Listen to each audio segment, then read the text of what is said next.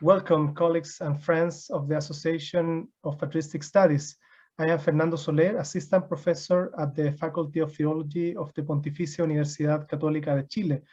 In this new episode in our series of interviews to meet and thanks those who have dedicated their lives to patristic studies, collaborating decisively with our association, I have the pleasure to introduce Professor Vincent Twomey. He holds a doctorate in theology from the University of Regensburg, and his doctor father was none other than the then Professor Joseph Ratzinger. And before that, he studied for a semester in Münster with Professor Karl Rahner.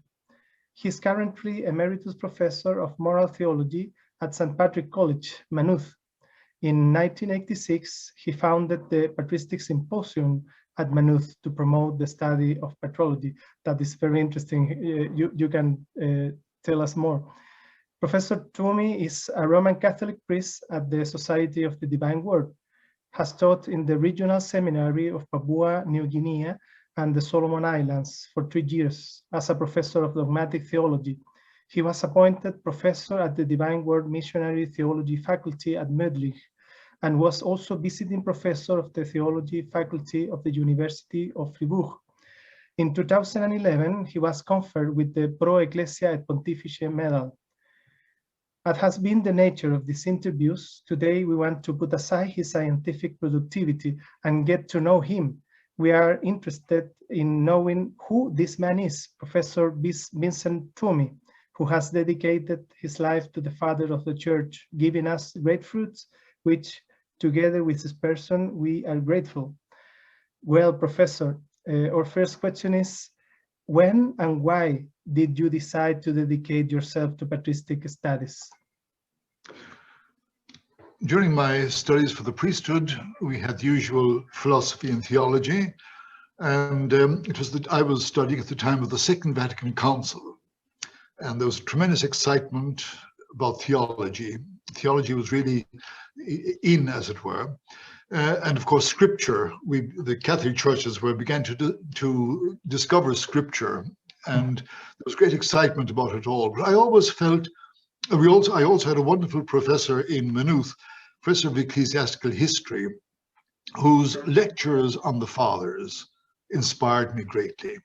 But I always felt there was a kind of a gap in our theology between the New Testament and modern theology. At that time, scholasticism was rather out of fashion, so we even skipped the medieval period. So Thomas and Bonaventure, they too weren't considered. All that mattered was modern theology, you see.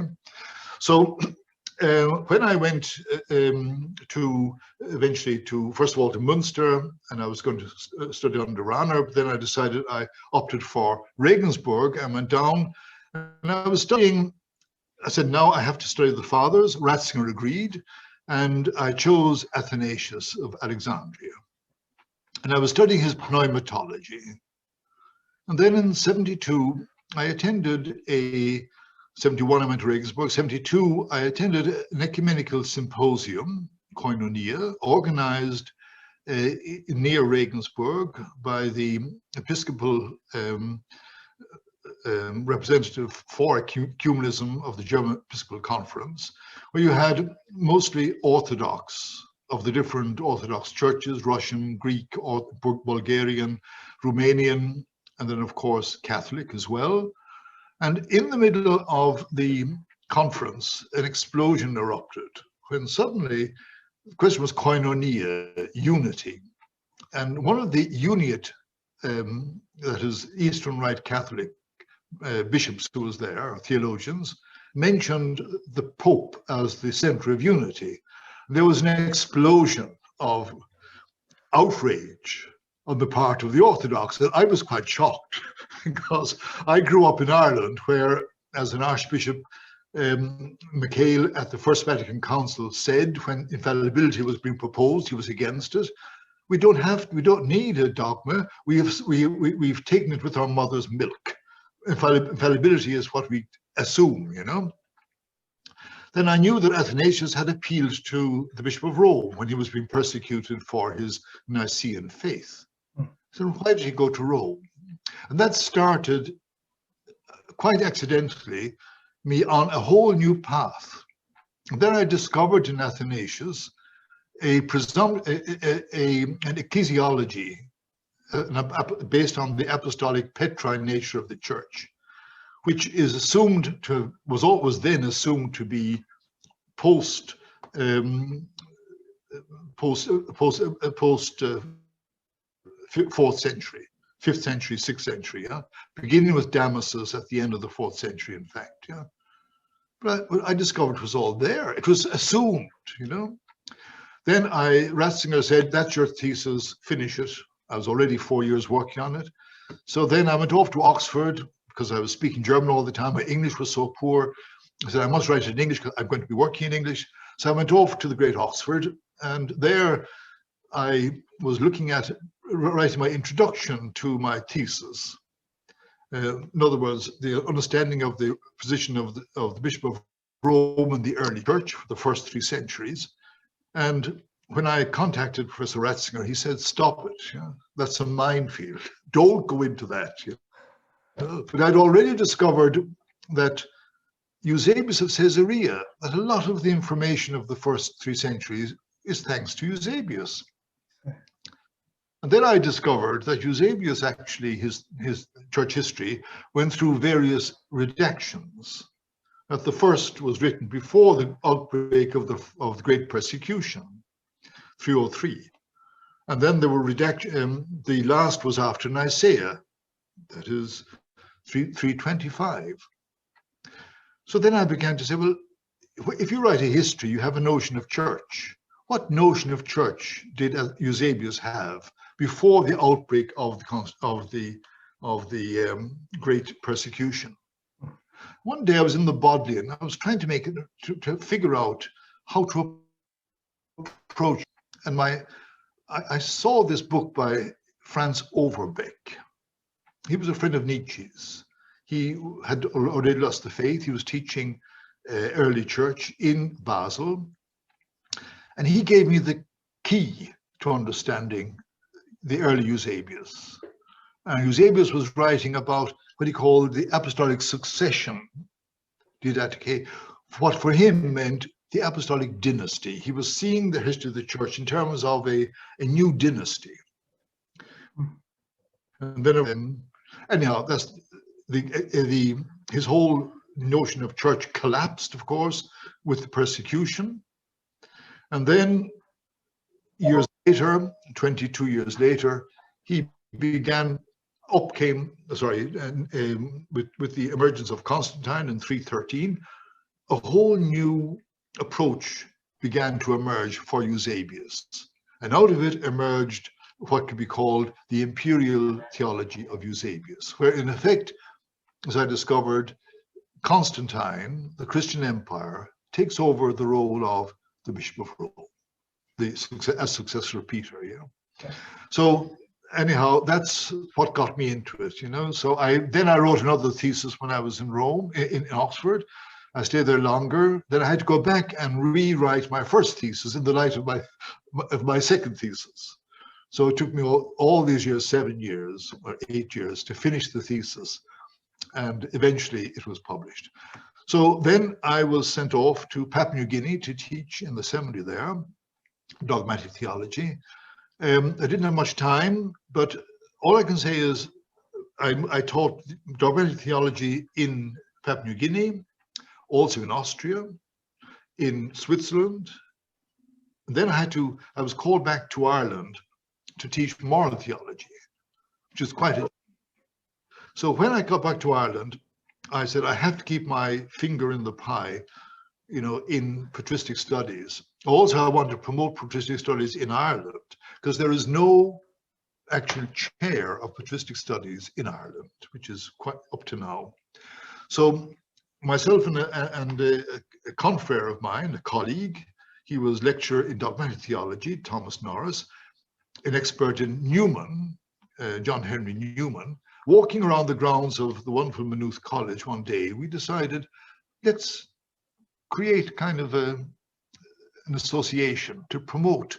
we knew of lots of professors and lecturers in the different seminaries and universities in Ireland who had actually worked on one or other of the fathers of the church.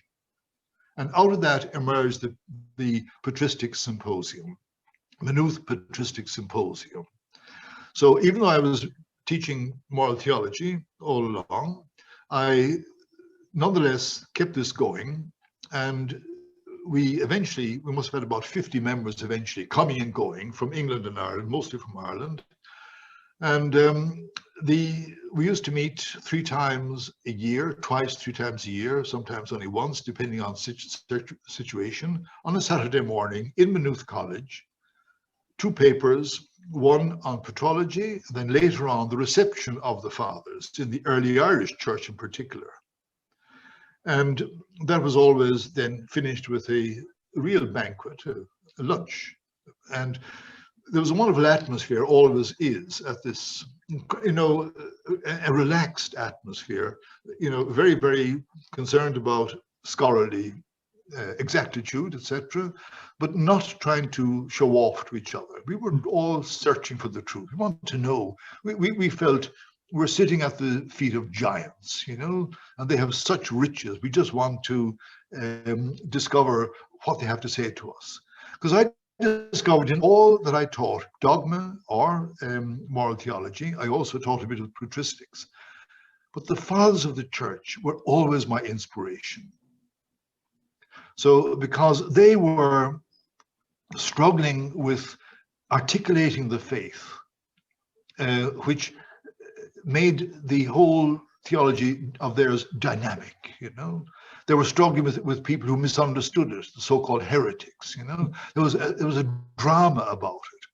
But I think I would compare, the meaning of the significance of the study of the fathers for theologians in general, but it applies also, I think, in other areas like philosophy and history, is that in the Marine, sometimes you have the old want to be sailors. They have to train in an old-fashioned ship with sails, because they have to learn the wind and the currents before they go into a frigate or into a big modern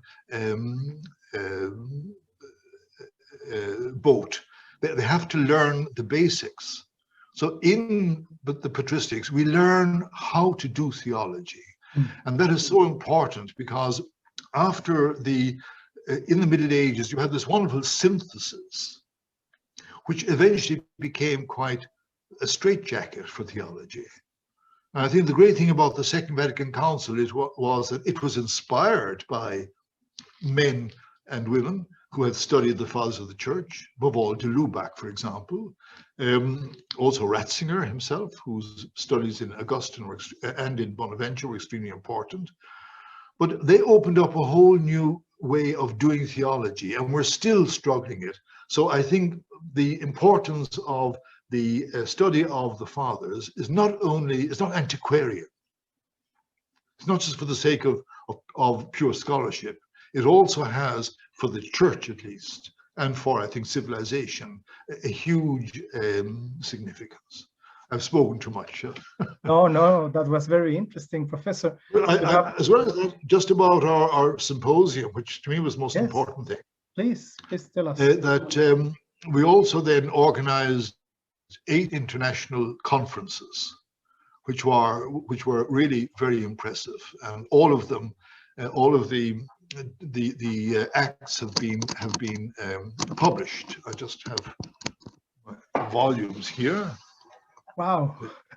Rather proud of, Yes. So, and this all done on a shoestring because we had very little financial support. I had to beg and borrow to get the whole thing up and going. But it was done because there was a wonderful enthusiasm. Anyone who has worked in the fathers of the church are so enthusiastic because they're so fresh, Now, one of the things that I insisted on from the beginning was that we would also pay special attention to the early Irish church, or early insular Christianity. Insular means the British Isles, what we call them now, Britain and Ireland. because the early Irish Church had a huge role in early Irish Christianity, rather, had a huge role in being a bridge, as it were, between the medieval, the patristic period and the medieval period. The Irish missionaries went to England and Britain, and then on to Europe, and they brought with them this love of learning and the love of God, you know.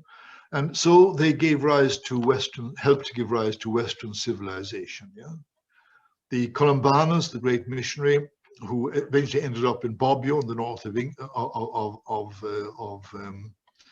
of Italy, he had apparently that monastery was a great link with Asia Minor, with the Eastern tradition, above all Syrian tradition.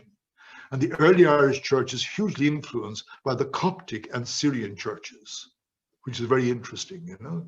So the early Irish, and very little attention has been given to early Irish Christianity. You have people like, you know, Patrick himself, 5th century. We have 2 of his major documents. They've been studied quite well. And then you have Columbanus. You also have the huge poetry, theological poetry, something like Ephraim the Syrian's poetry. So at every conference, we always had 1 or 2 lectures devoted to early insular Christianity, which was always, and also we had members who themselves had devoted themselves to the Venerable Bede, for example, or Columbanus, etc., who were always delighted themselves to be able to engage in dialogue with those working in the Fathers itself, because you can't really understand the later writers without having an access to the thought of the Fathers. Thank you, Professor. You have told us something about your issues, your subjects that you have focused your research, Athanasius and Eusebius. There are more patristic subjects that you have studied? No, not well.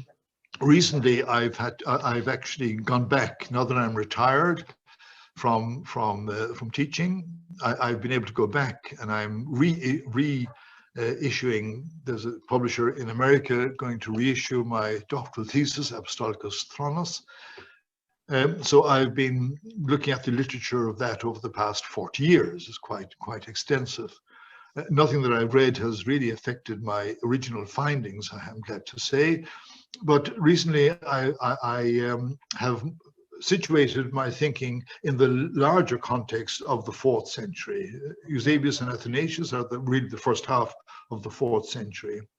But and I think I've made an interesting discovery as well about a document that is now agreed, was issued by the Synod of Rome 322 in response to the Synod of what we call the Council of Constantinople 381, a document whose authorship was unknown. I think I've identified it. I'll not say who it is at the moment until it's published. So that has brought me into Ambrose and Jerome, for example, you know. Yeah. It's very, very interesting, Professor, and enough. To study Athanasius is a word in itself. It's a word in itself, and I only scraped at the surface, you know. Yes, yes.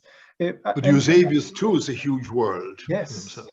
Yes, no. And then you have the Constantine himself is a huge personality, you know. Yes. And so much has been written about Constantine and the whole significance of the Constantinian era. You know, the 4th century is one of those pivotal periods in the history of humanity. You know? Yes, no, absolutely. And in this path that you have followed, who were your teachers, or which book influenced your academic career the most? Well, my teacher was Joseph Ratzinger, who himself, of course, had specialized in Augustine. But also, I was greatly influenced by my colleagues in the doctoral colloquium in Regensburg, some of whom were studying Irenaeus of Lyon, for example. Yeah, that got me interested in Irenaeus, who was so important. Yeah, others in the Ignatius of Antioch, wonderful. Karin Bommers, did a wonderful study on that, and that has also inspired me greatly. Then another colleague was doing a similar thesis on Leo the Great and Chalcedon with regard to Canon 28, and we have, been enriching each other as well in our exchange, So, and then one of my great colleagues here in Ireland, Father Nicholas Madden, who was a great expert in Maximus the Confessor, and he has introduced me to Maximus. So Maximus becomes also for me. Now Maximus is very important as well for Ireland, for insofar as one of the great, as it were, founders of the Middle Ages was John Scotus Erugena, who was one of those who opened up Maximus to early European studies. But also John Scotus Erugena was the one who introduced the so-called pseudo-Dionysius. So, and we have in our membership of the symposium a number who have studied Erugena and who have been pursuing this whole area, which is quite vast in actual fact. Yeah. So, with regard to individuals who, funny enough, I mentioned Franz Overbeck, and he was the one who really gave me the key to understanding Eusebius in his studies of Eusebius, because I think he had actually rightly put his finger on the core issue. Eusebius was essentially an apologetic writer, initially for the church, and then of course as the church changed for Constantine, and that notion of apologetics, as you know, is usually written not so much to convince those who are not belong to the church, but to strengthen those within the church who are being, as it were, tempted by questioning coming from outside, So an apologist is somebody who is actually trying to defend something. And once you understand that, then Eusebius takes on a whole new significance. Yeah. Mm. So that I think, but Ratzinger himself, his whole approach to the Father, he himself is very original. To pay more attention to the primary texts. You have to, then the secondary literature is the dialogue about the primary text, but never forget, never lose sight of the primary text. Yeah? And the other thing I learned from him, which I think is very important for students of patrology, is that you can't really understand the fathers of the church if you yourself are not trying to live the life they were seeking to live. In other words, as Christians, where scripture was at their core. Yeah. Now, in recent, over the past 200 years, I think, you have patristic studies has been greatly influenced by what the Germans called Altphilologie, yeah? Ancient classics. And the classicists moved into the early fathers of the church quite naturally, because of the overflow from the Greek and the Latin world into the early fathers. And many of them did extraordinary work with textual analysis in particular. Edward Schwartz, for example, just to quote one, Opitz. But they, in course of time, they brought with them, of course, a different approach, different hermeneutic of the text. If you come from the study of politics in the Roman or Greek world, and you see it as a purely political activity, then you move into the church. You begin to see the people, especially with the emergence of Constantine, figures like Athanasius. You treat them as political figures as well, which they were to a sense. But Schwartz, for example, has done enormous damage to the study of Athanasius, I think, because he saw him, I quote, as a Oriental potentate, eager for power. Now you can interpret it that way, you know? So what has dawned on me, especially now in recent years that I've gone back to my early studies, was the importance of historiography, of actually your own presuppositions that you bring with you when you study a text. If you go with a purely secular approach, if you see this purely as an antiquarian exercise, and then you begin to project 21st century presuppositions, political suppositions onto that period, then you're going to distort what in fact patristics is all about, you know? So I think for young students who are going into patrology, you know, it is a branch of theology primarily. Now, evidently, other disciplines, the classics in particular, can make a huge contribution, because apart from anything, the fathers of the church are part of world literature. Just as someone like Eric Auerbach, had a huge influence on scripture because of his approach as a literary critic, you know, we can't ignore those who come to patristics from a different perspective, but we must be aware that they are coming from a different perspective, and always take that into consideration when we are dealing with the secondary literature.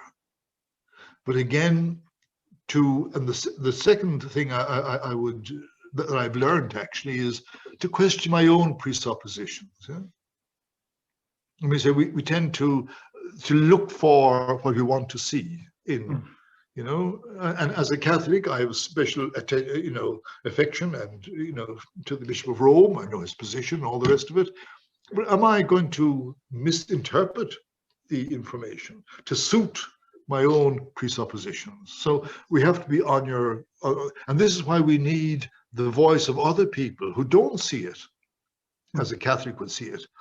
And the one thing about our Patristic Symposium, another characteristic of it was, because the fathers of the church predate the divisions that we know in the church between Orthodox and Catholic, Protestant, Reform, Anglican, yeah? We had members from all these different denominations as patristic students. So it was really wonderful because you could learn so much from these, from each other, because they saw things from a different perspective and they kept you on your toes, which was really marvelous. And you were enriched by their insight into the whole thing. Yes. So but for example, in my own work, I suppose the most important influence in terms of a book that I read was a book by an Anglican theologian called Jalland, yeah? On the papacy, the history of the papacy. By far the most impressive presentation, which confirmed many of my own discoveries. I read him much later, and then said, oh, my goodness, that's exactly what I was thinking. So it was wonderful to see a man, an Anglican, who comes at the subject from a different perspective. And by the way, in the English-speaking world, it's the Anglicans who have made the greatest contribution to patrology. And of course, what we in the Catholic world are so grateful to the convert from Anglicanism, Newman, who through the fathers of the church came himself into the Catholic Church. And, you know, so for this reason, for many reasons, in Ireland in particular, which is so predominantly Catholic, there is such a need for a center of patristic studies. And I've been working at that for the last 36 years, since we started this. And I haven't given up. We've got now the trustees of St. Patrick's College, Maynooth, Pontifical University, have agreed to set up a chair of patristic studies. I want to actually set up an institute of early Christian studies that would include also Irish insular Christianity, Ireland and Britain as well, you know. But at least I think we're moving towards a position where, you know, if we can, the problem is finances. If we can get the finances to finance a chair of patristic studies in Ireland, then I feel that what I've been trying to do for the last 36 years has been worth it. Thank you, Professor, for this fantastic and beautiful history you share with us. I want to ask you about our International Association for Patristic Studies. How and when did your participation in our association begin?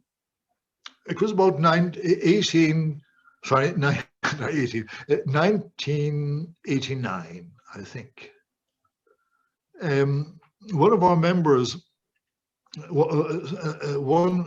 this wonderful lady came to one of our conferences, and she was had been secretary to the great German professor of early Irish Christianity in University College Dublin, Ludwig Bieler. Ludwig Bieler was the first, I think, national correspondent for the association. And when he retired, he asked her to take over. Now, she was retired herself. She was his secretary, and she asked me, would I take it over? So that's how I came to take it over. That was in 1989, I think. Yeah, I think 89 or even 88. Yeah, I think it was 89 actually. Yeah.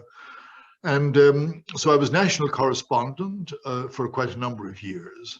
And then I handed over then to Dr. Susan Kremen, who is an expert in Bede and who's doing a wonderful work. And thanks to Dr. Kremen, I'm here speaking to you today because she persuaded me. I didn't want to kind of get involved. But anyhow, I'm very grateful to the association because I have all its bulletins here behind me. They are a great source for bibliographies. They keep you in touch. And down through the years, I've been able to keep in touch with my own area by ticking off books I needed to buy and keep in the hope that I eventually would get to read them, which I have, some of them anyhow, you know. Yeah. So, and then of course the conference in Oxford is so important. Yeah, I can only attend once, the big Congress in Oxford. So, just one final moment. I'd like to pay tribute here to a wonderful Byzantine scholar who, for a long time, after the symposium, especially when I retired, Janet Rutherford, who was working in the Byzantine Institute in Belfast when it no longer exists, unfortunately. And thanks to Dr. Rutherford, we had so many Anglicans and Orthodox. The final symposium which she organized, The Beauty of God, the beauty of God's presence in the fathers of the church. Yes.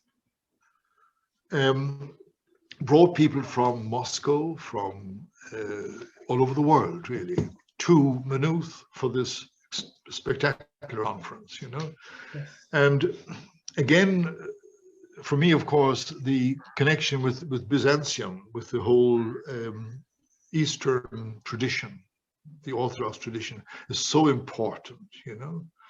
And my only hope is that my own little work that I've been doing may be a small contribution to perhaps to bringing the East and the West closer together. So that illustrates, I think, the importance of patristic studies. It's not just an antiquarian activity, it has also immediate, because the truth is universal, the truth is not limited to time, yeah? And the truth is what ultimately sets us free and unites us. Yeah? Thank you, Professor. Now I want to ask you a more personal question. You have already answered in some way this question. Do you think that patristic study has influenced your life? In what way? Oh, completely, completely. Like everything I took up, I ended up studying or teaching theology of moral theology. And finally, my main topic was church-state relations.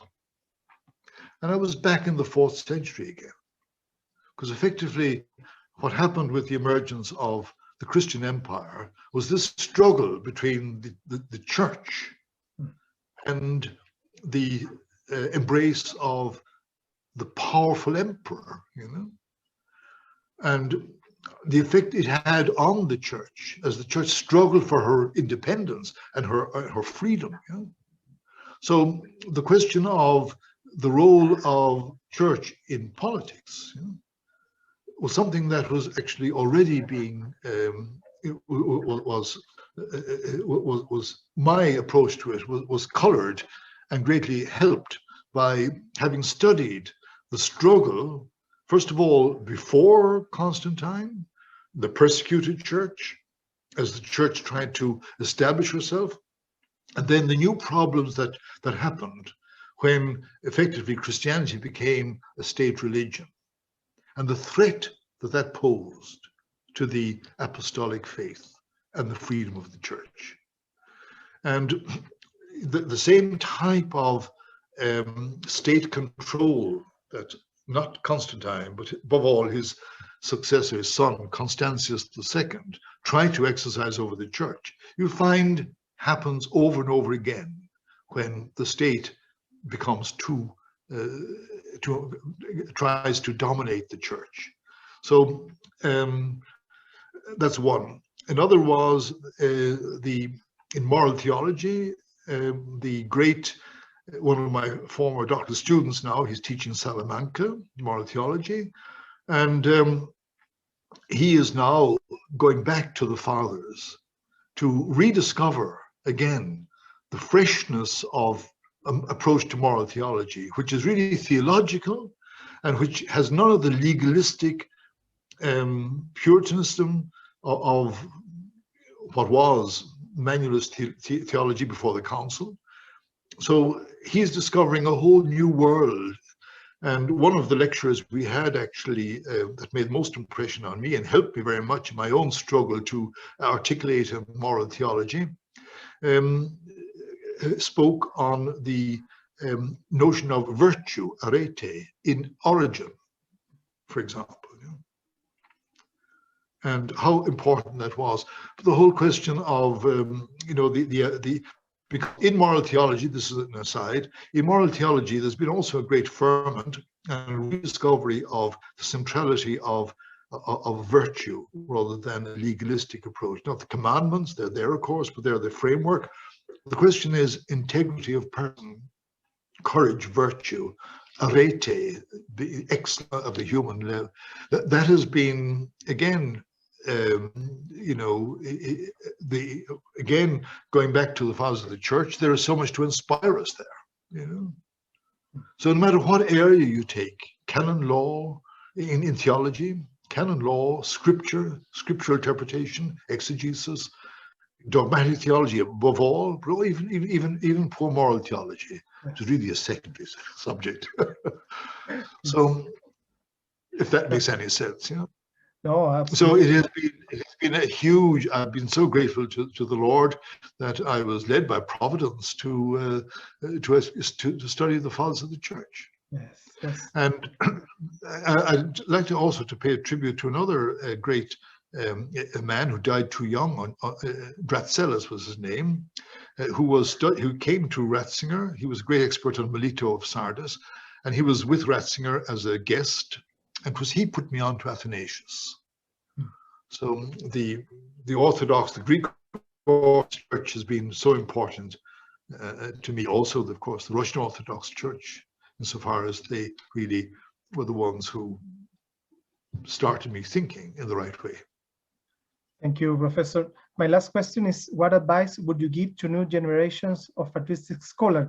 Already you have said, give it all. For example, avoid anachronism, avoid confirmation bias. Do you have any advice to give a new generation of patristic scholars? I suppose the main thing would be to remember something I discovered when I was attending a seminar in Regensburg conducted by Norbert Brox on historiography. What is the difference between a church historian and a secular historian? Yeah? You have to have all the professional qualifications. The languages are so important. Yeah. Yes. And you have to stick with that's the first thing, the languages. Secondly, the texts, all the kind of paraphernalia, all the technical knowledge you need, you have to acquire. How to study texts, keep to the texts. But I remember reading, in preparation for my own contribution to that seminar, an article by Hubert Jedin, the great German church historian. And he said in the article, having described all that's necessary for a church historian from the beginning for 2,000 years, languages, texts, being careful of your own presuppositions, being self-critical, all that sort of thing. So but that applies to all historians. That applies to all scholars of early texts. But the difference with regard to church history, and this applies also to patrology, you must believe in miracles. Because you're dealing with something that is ultimately miraculous. It's not just a human institution. It is that. All the human frailties, all the human weaknesses, all the human politicking, and there were political bishops and theologians from the very beginning, from the 4th century in particular. But what is different is the church is ultimately divine institution, goes back to Jesus Christ, and therefore the most extraordinary things happened. Humanly speaking, the Creed of Nicaea 325 should have died in the crisis of the following decades. Even Basil was saying in the 370s, Basil of Caesarea, that in actual fact, the place is in a mess. There seems utter confusion. And yet, a few years later in Constantinople, it was solved, in a sense. And it emerged then, gradually, the creed.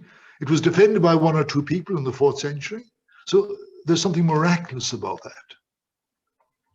And therefore, you can't simply apply it to human political forces, because particularly with regard to the Creed of Nicaea, it wasn't human forces. Eventually, the emperor accepted it, but other emperors were trying to impose their will, and only by the example of a few did in actual fact the truth eventually emerge and became what we recite every Sunday when we say Mass and celebrate Mass. Thank you very much, dear Professor Twomey. It was an honor and a pleasure for me to have hosted this interview. I am sure that your experience will be an inspiration for the new generation of patristic scholars. Greeting, Professor, and greeting to all who are watching this interview. See you soon.